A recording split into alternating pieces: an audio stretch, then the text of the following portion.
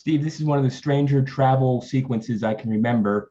LA to all the way back east to New Orleans and then to the Rocky Mountains for this dreaded back-to-back.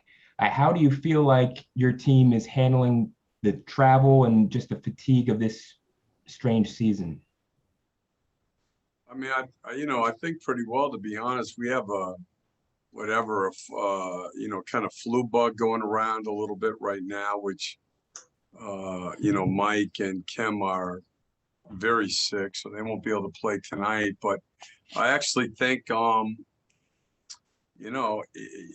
year, I feel like our guys have, our effort level has been good. And now today, well, this will be a test, obviously, 8 guys, and they're playing at an incredibly high level. So this will be, again, a great challenge. But so far, Josh, I'd be really pleased all year with the way guys have competed. Kristen Kenny, AT&T Sportsnet. Hey, Coach, what are your thoughts on Terrence Ross's leadership and maturity? He's been poking fun at being one of the old guys in the locker room. I think he's been great. He did the same thing this morning in the walkthrough. Otto walked in with the boot on, and Kim wasn't even able to make it downstairs. Mike is sick, and he was very verbal. As we were going through the coverages and everything, and I think he's been terrific. Dan Savage, OrlandoMagic.com.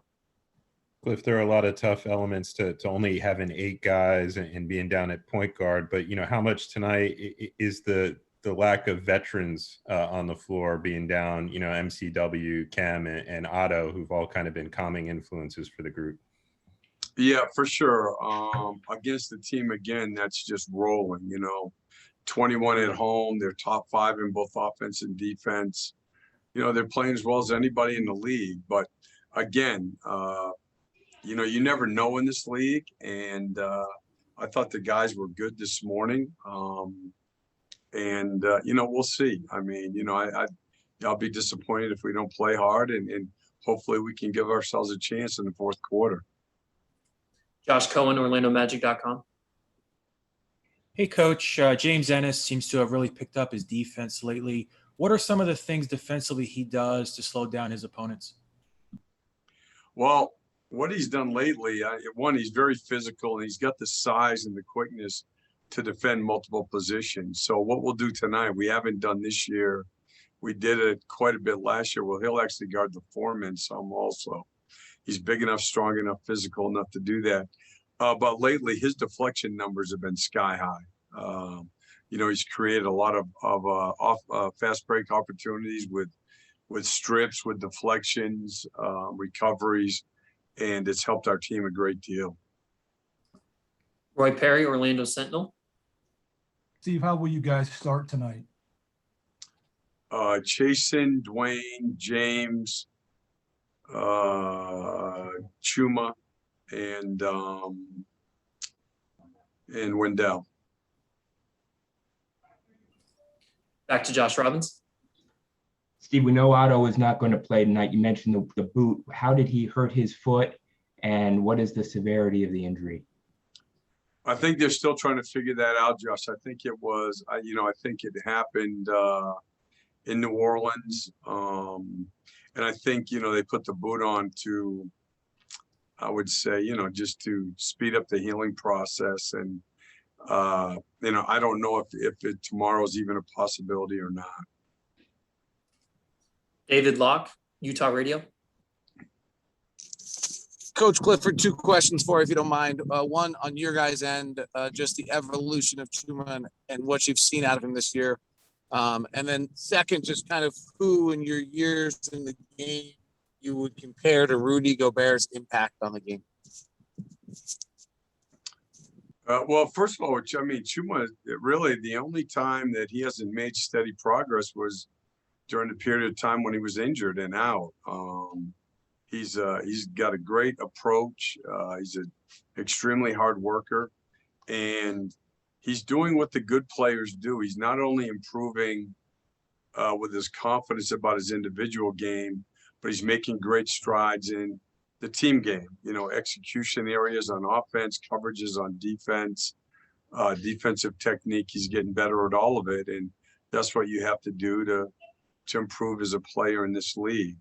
In terms of Rudy, whoa.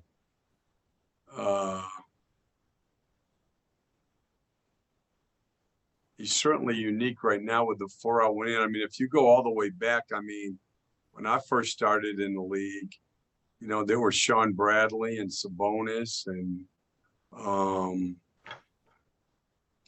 there were teams, everybody played 3-out to win, so there was a lot more, rim protection on the floor and a lot less space to get there. I mean, I think the thing when you watch him is obviously he just has a knack, like his timing, the way he reads plays, and the decision-making defensively. People talk about size. I mean, he anticipates things. He reacts quickly. He's always early, and he has great closing speed, and I think that's what sets him apart from most of the other guys. Thank you. Paul Casanova, EDF Sports. Hi, Coach. Mo has had a really productive in the minutes that he's been getting lately. Is he just kind of stuck behind the position minutes, or why is he not getting more minutes? I think that what I want him to see him do, the way it works, Paul, is you play really well in the minutes that you're given. To be honest, most played fine. Wendell's been the one that's been exceptional in the minutes. So I'm not disagreeing with you, but Wendell has taken the minutes and crushed it, and I think Mo has been fine. I still think, and not his own fault, but if you're watching closely, one of the things for Mo, and this is not his fault, but he missed so much time. He just can't play a lot of minutes in a row. He has he's not in a conditioning level to play big minutes right now, and it shows clearly if you're watching the games.